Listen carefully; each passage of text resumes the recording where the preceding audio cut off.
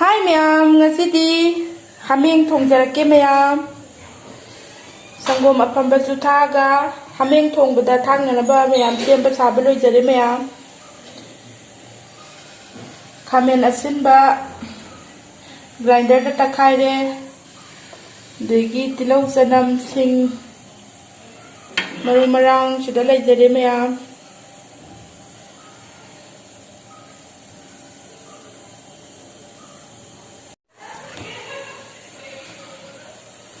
Ma'am sida ay hameng thonggodoine ay gi hameng thongbogi style je ma'am do sarake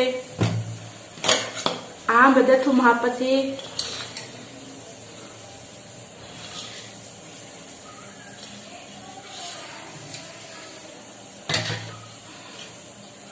mathangda singa chanamga paste tawbase hapchalasi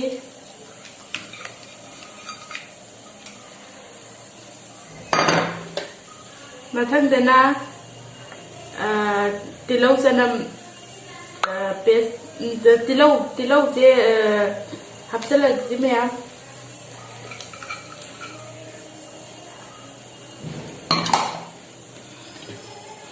Khamen asinba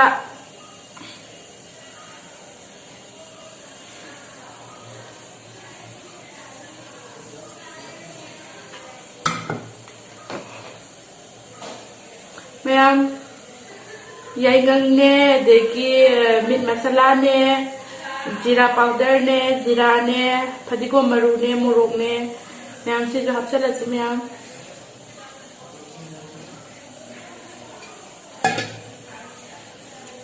aduga ye dahi jo hapchalasi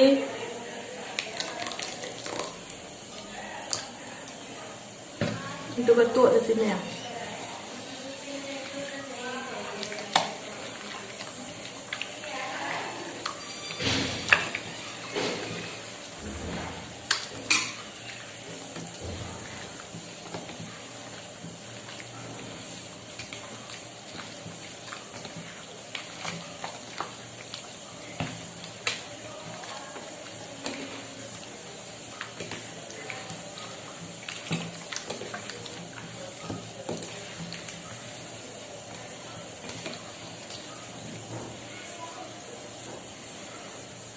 Ma'am sumana to palo jade minit tara ngamuk thammaga thongba yarani ma'am.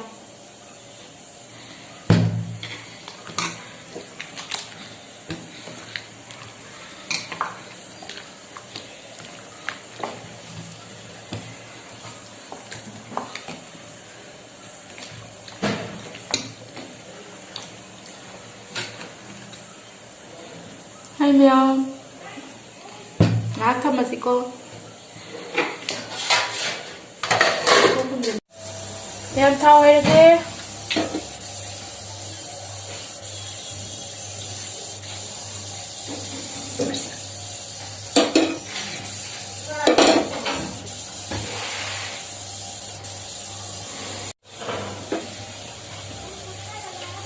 Ma'am sigi masala ma'am je hapchalasi tezpan mana Zira adagi elaichi achauba usingsa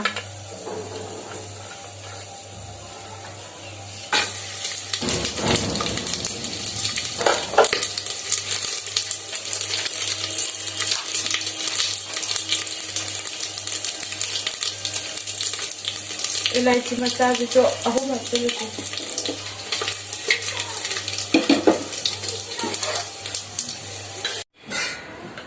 ma'am hameng do haichal hameng hau haichal do ye video do lolum drama do ma'am.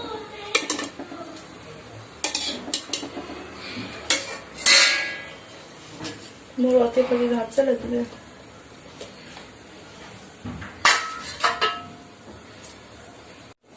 Ya maina frozen do thamba umurong ni hapchal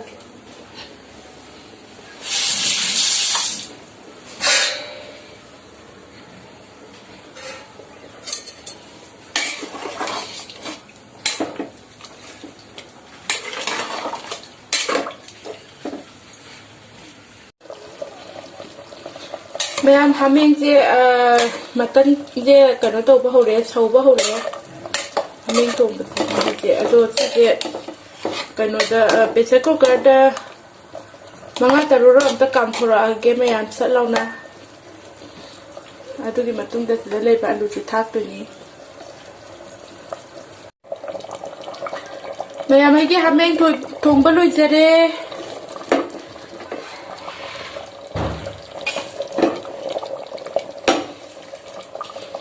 sila pwede kong galing kahit sa pilas si Mia. Ito ko lower ni Mia.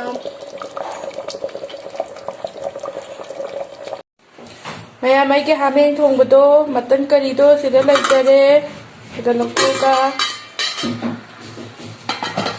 Maya sila ki ay di saruk kay doktor wala ke mo miyang gi, isa miyang gi.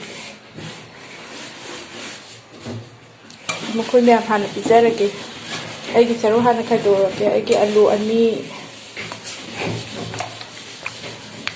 Sige maru yaw ba ay sup ninge, sila sup ho lagi.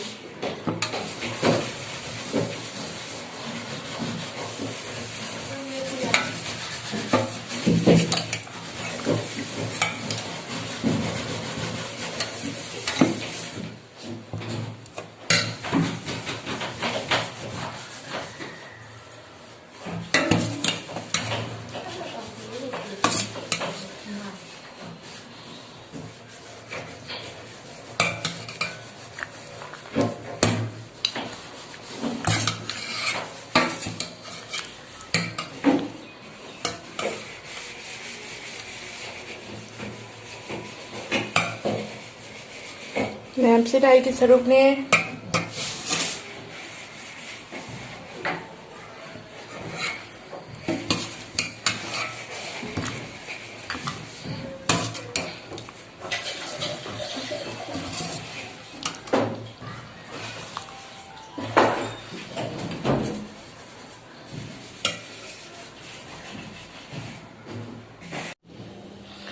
Hi ma'am, ngasi sumukbang ama pura galak sare.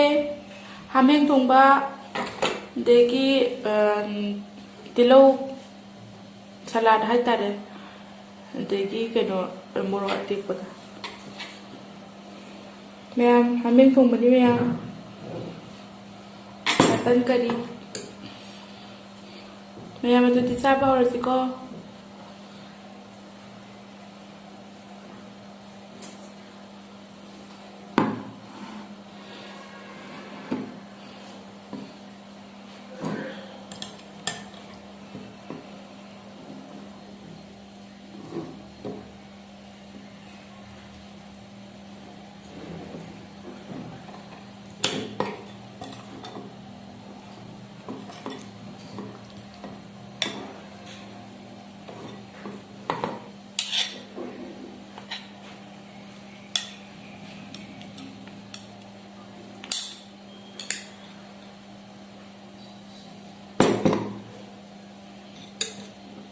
Tiger.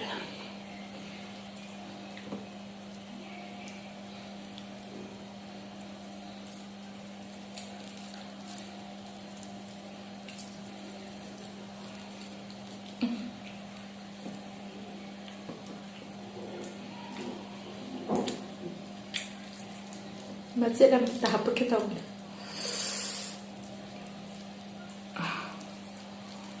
Jadi saya ma'am.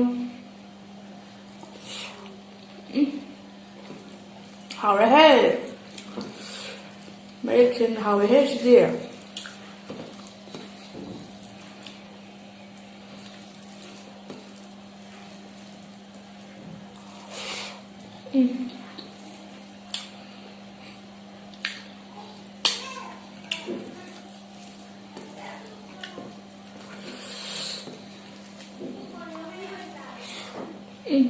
好了好了。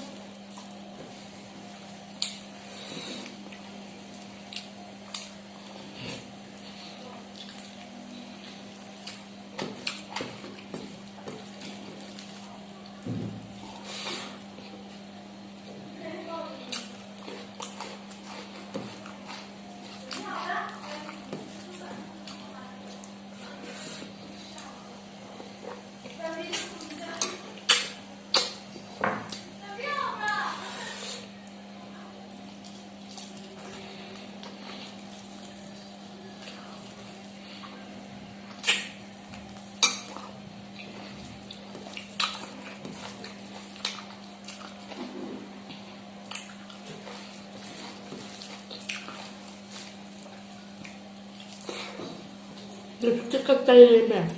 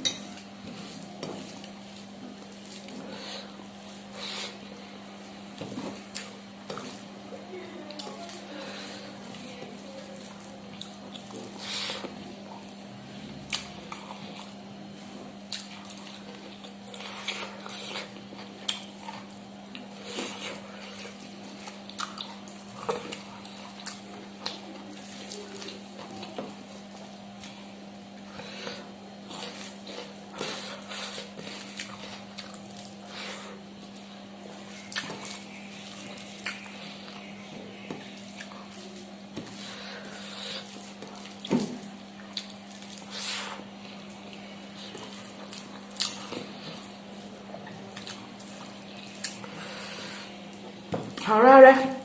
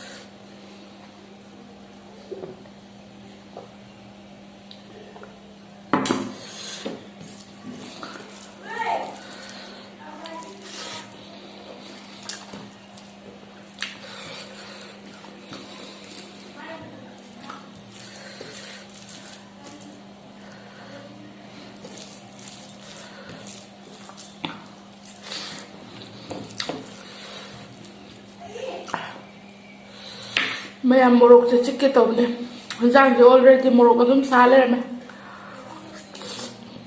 ꯉꯁꯥꯏ ꯎ ꯃꯣꯔꯣꯛ ꯑꯆꯧꯕ ꯑꯃ ꯍꯥꯞꯆꯟꯈꯤꯕꯅꯦ ꯑꯩꯅ ꯃꯣꯔꯣꯛ ꯇꯦꯛꯄꯁꯨ ꯊꯥꯏ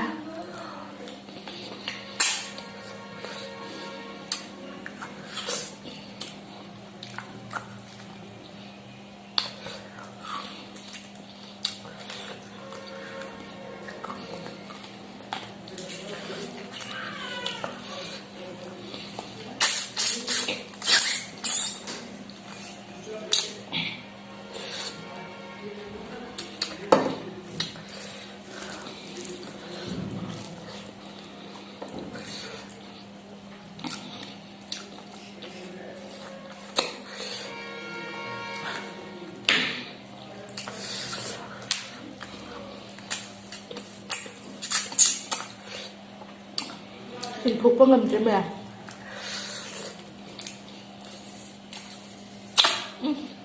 ดูอะไรกัน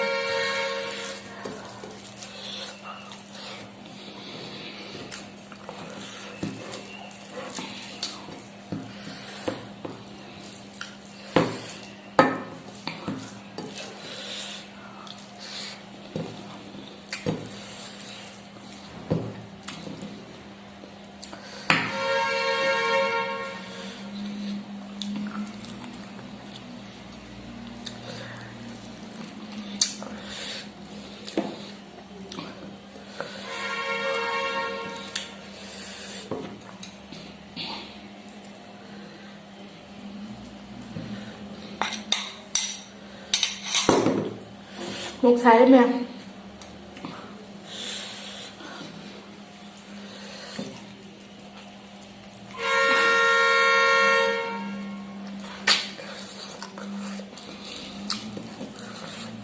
thì làmอย่างbởi mi lâu lại mà đi lấy một con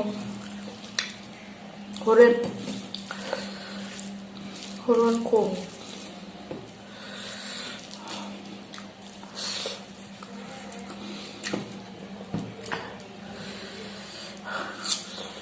mà một cái súp ngầm ở đây làm sao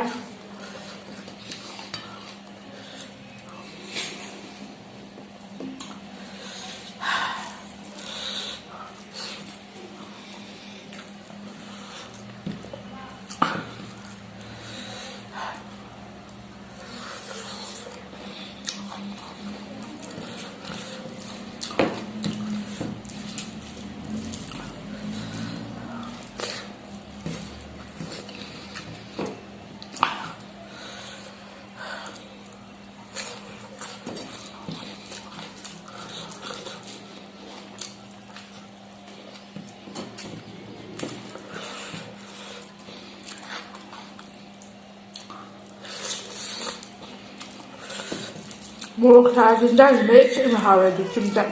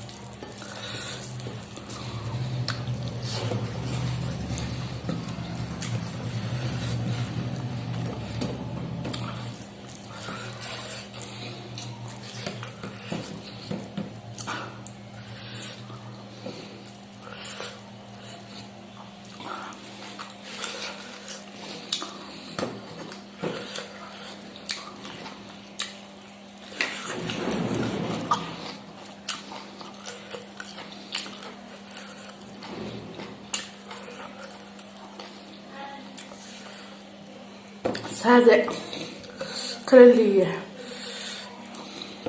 bete ko kada tarama toy kami du takra how de lore ai no maro se supa saba sablo se jaye sablo re ko chap thai